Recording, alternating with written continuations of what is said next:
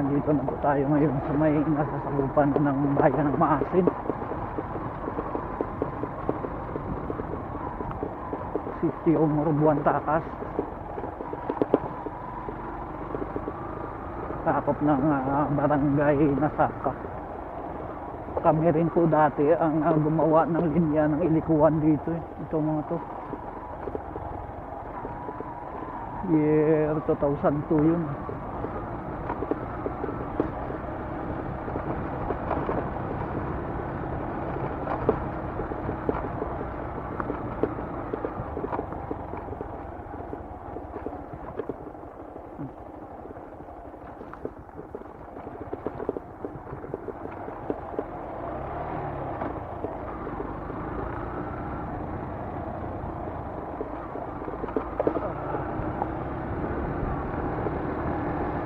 Malapit na po tayo sa Barangay Mandong.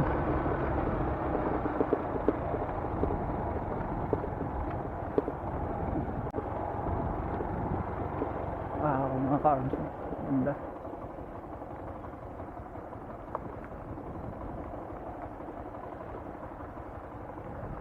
Nakwari itong lugar na to. Pinapatay yung building yan.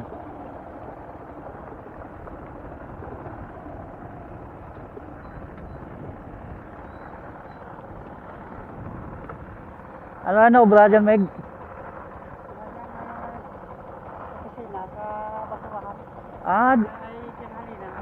Gali halinon? Wire gali ito sa may marong?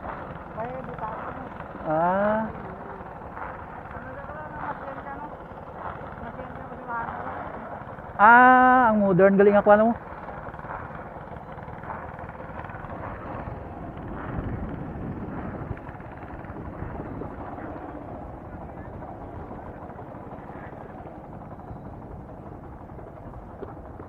Ito ang sura ngayon dito ng pansalamian ng bundok. Ginawang quarry para panambak sa mga infrastructure project ng gobyerno, mga kalsada, kung anong pang tatambakan.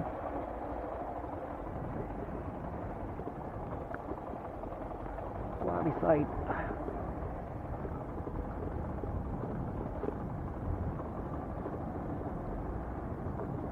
Dito tayo sa kabila dadaan. Dati ang ganda ng gulod na to. Ngayon ganito na itsura niya dahil sa quarrying.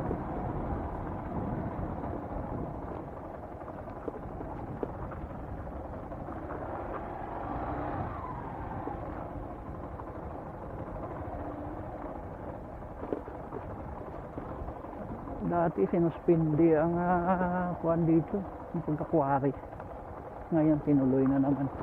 Nalift na siguro ang suspension.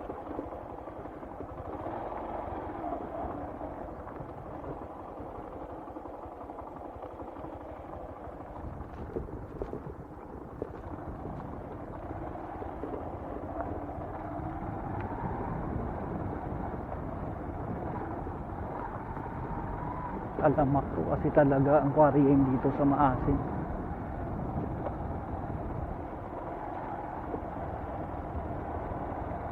Ang tangri ng tubig. Babak-bak na tayo.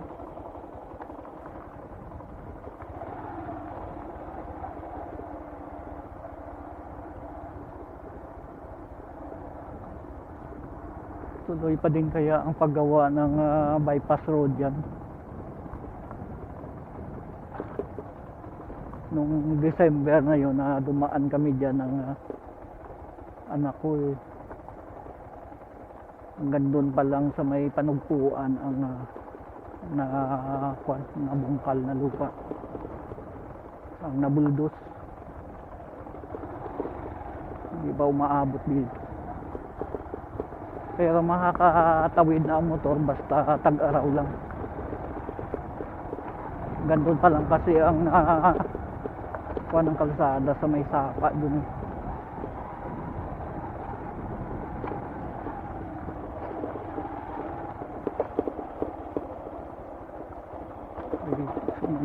Sherwin siguro may hawak ng tubuhan dito eh.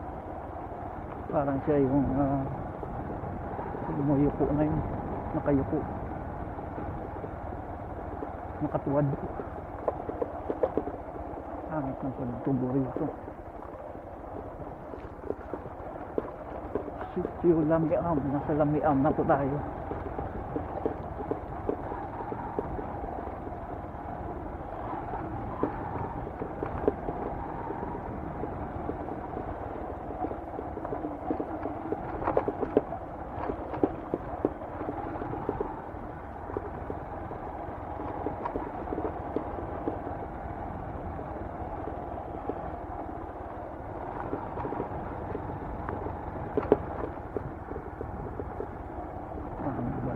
Ang bahay ni Diana.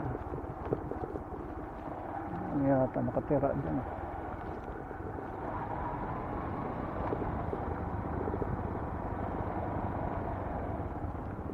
Wed!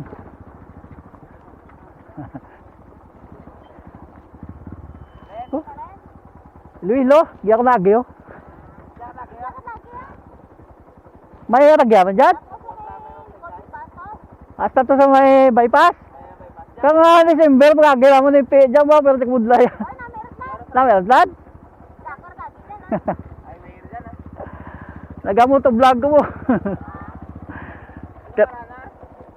Arbolimar 69. Arbolimar 69. ERBOLAMAR 69. Sa Facebook? Sherwin Maka? Sa YouTube ko ga-upload mo. Good. Sige, Edwin. Nakakatagot na daw ang motor dito, sabi ni Sherwin. Try natin.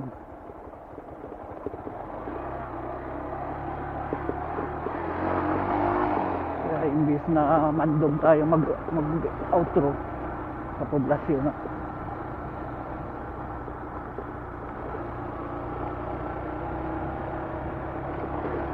Yes.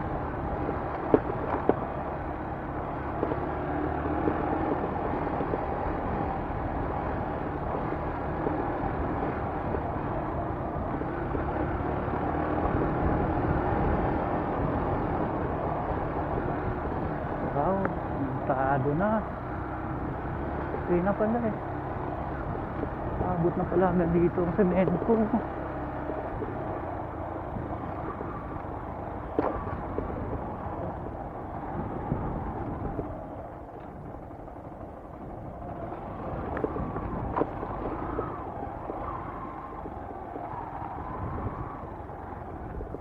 Pwede na bandaanan. Dito lang tayo dadaan sa lagyan. Baka mapagalitan tayo dyan. Ayos ito na po ang Maasin Bypass Road.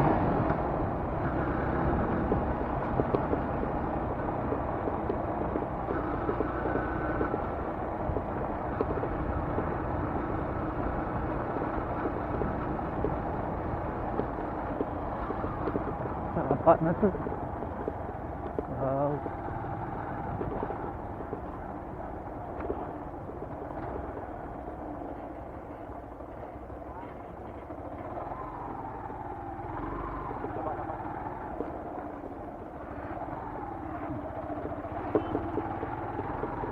Nagbubuhos sila ng semento.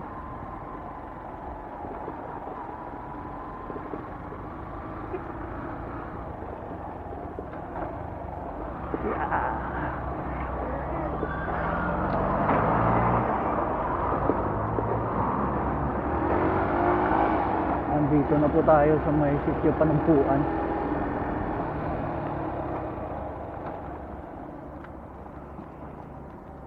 Nung dumaan kami dito nung December, hanggang dyan pa lang sa may gumagawa na yan ang kalsada. At hindi pa sementado nun. Hanggang dito pa lang nun ang sementado. Ngayon, ayos na. Malapit-lapit na din.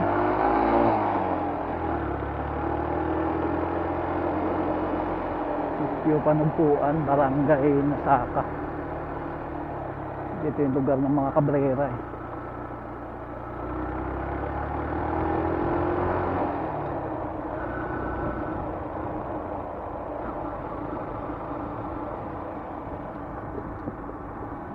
Kaya pagkakaliwa ka dyan, papunta sa barangay proper ng barangay Nasaka.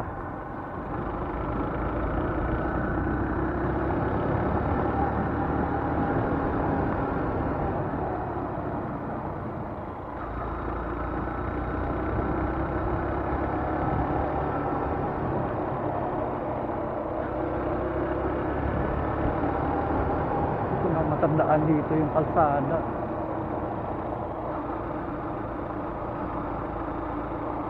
Diyan ba yun? Diyan ata.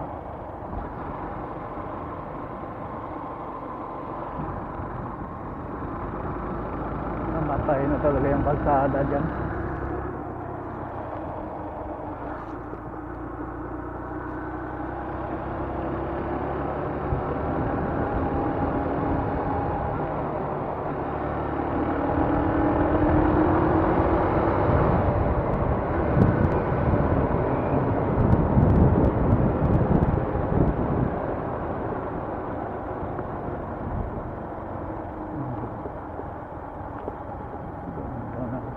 Lalo na sana kung magkuhan pa to, kung i-4 lanes pa, kasi ang lapad ng kalsada. Sana gawing 4 lanes. Sakop na to ng barangay Magsaysay.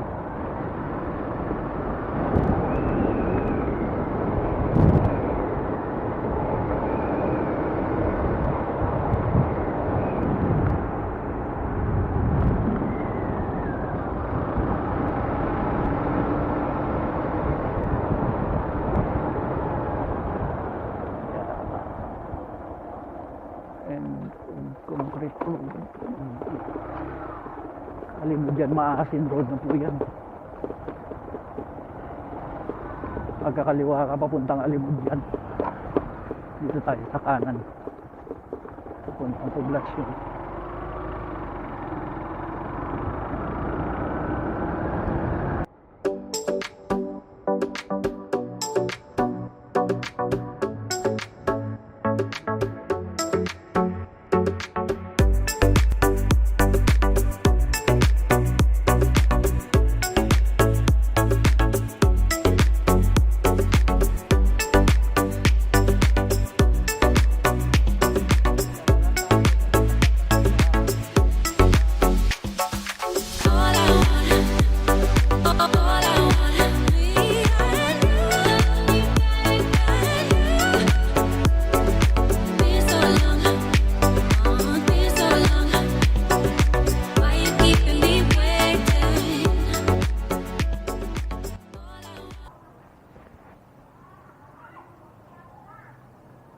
Magandang hapon po mga ka-arbs. Sa ngayon po, nandito na tayo sa may poblasyon ng bayan ng Maasin. Mula doon sa may barangay Tupol Weste tayo nag-umpisa kanina eh. Tumagos tayo doon sa may Sitio Ingay sa barangay Inabasan. Tapos tumuloy tayo sa barangay Lagaan hanggang doon sa may barangay Pamuringaw proper, sakop ng bayan ng Kabatuan, ahon doon sa may barangay Murbuan hanggang Sitio Murbuan Takas, sakop ng barangay Nasaka sa bayan ng Maasin.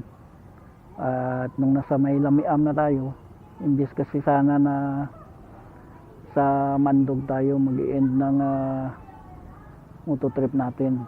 Eh kaso nakita ko si Sherwin, isang kaibigan ng taga sa Lamiam.